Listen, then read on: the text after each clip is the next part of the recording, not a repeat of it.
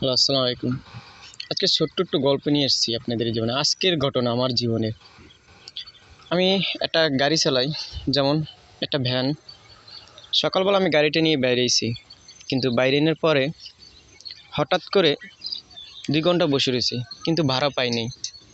না পাওয়ার পর পরে ভিতরি আমার এক বন্ধুর সাথে দেখা হইলো। বন্ধু আমাকে বলল, দোস্ত কাজে যাবি? আমি বললাম হ্যাঁ যাবো। পরে কী কাজ ওকে জিজ্ঞেস করলাম না, চলে আসলাম। আইসা দেখলাম ঢালাইয়ের কাজ চলতেছে। আর তখন আমি আইসা দেখি সেখানে বাঁশের সিঁড়ি। আসলে বাঁশের সিঁড়ি বাওয়াতরাদের কত কষ্ট, যারা ঢালাইয়ের কাজ না করছে তারা জানবে না। পরে চিন্তা করলাম, এসে যখন পড়ছি কাজটা করেই যাই।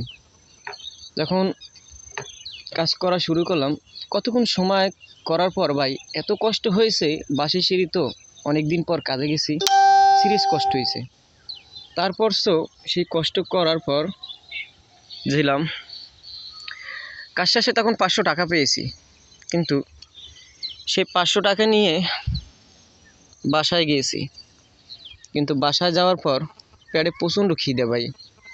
কী করবো, খিদার জ্বালায় কতক্ষণ শুয়ে রয়েছি, কারণ এমনি কাজ থেকে এসেছি, অনেক পরিশ্রম হয়েছে। হওয়ার পর গোসল উঠলাম, শুয়ে থেকে উঠে গোসল করলাম। গোসল করার পর এখন ভাত খাইতে গেছি। আসলে যাই দেখি ভাতই রান্না হয় নাই, তো খাবো কি? কিন্তু চিন্তা করলাম, এখন কী বলবো, মা একা, ছোটো বোন পরীক্ষা, তার জন্য মা সংসারে কাজ করছে, ভাত হইতে দেরি হয়েছে। তো চিন্তা করলাম, মা তো সারাদিন অনেক কাজ করছে, তার মনে হয় ভাত রাঁধতে দেরি হয়েছে। জুত করে আবার এই গাড়িটা নিয়ে, কেউ কি কিছু না বলে গাড়িটা নিয়ে আমি বাইরেই চলে আসলাম। আসার পরে দোকান থেকে হালকা পাতলা নাস্তা করে গাড়িটা চালাইতে আসি। আজকের জীবনে ঘটে যাবো ভাই। জানি না, অনেক ছেলে আছে, অনেক মেয়ে আছে, মা যদি ভাত রাঁধতে দেরি করে মার সাথে অনেক চিল্লাপাল্লা করে। কিন্তু ভাই একটাবারও ভেবে দেখবেন, মাও কিন্তু অনেক কষ্ট করে সংসারের জন্য। আপনি জানি না যে আমার জায়গায় আজকে যে ঘটনা ঘটছে, সে জায়গায় আপনি হইলে কি করতেন? আপনি কি মার সাথে চিল্লাচিল্লি করতেন খাবারের জন্য, ভাতের জন্য? নাকি মাকে ভালোবেসে আমার মতন জুত করে চলে আসতেন?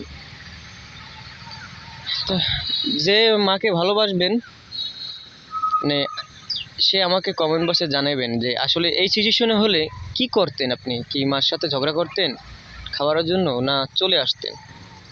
ঠিক আছে, যে মাকে ভালোবাসবেন সে আমার এটাকে কমেন্ট করে জানাবেন যে আজকের যে ঘটনাটা ঘটছে সেই সিচুয়েশনে আপনি কি করতেন? মার সাথে চিল্লাচিল্লি করতেন, না মাকে ভালোবেসে ঘর থেকে জুত করে চলে আসতেন? খোদা হাফেজ, ভালো থাকবেন। আর আমার ভিডিওটা আপনারা একটু দেখে যাবেন, আমার কথাগুলো।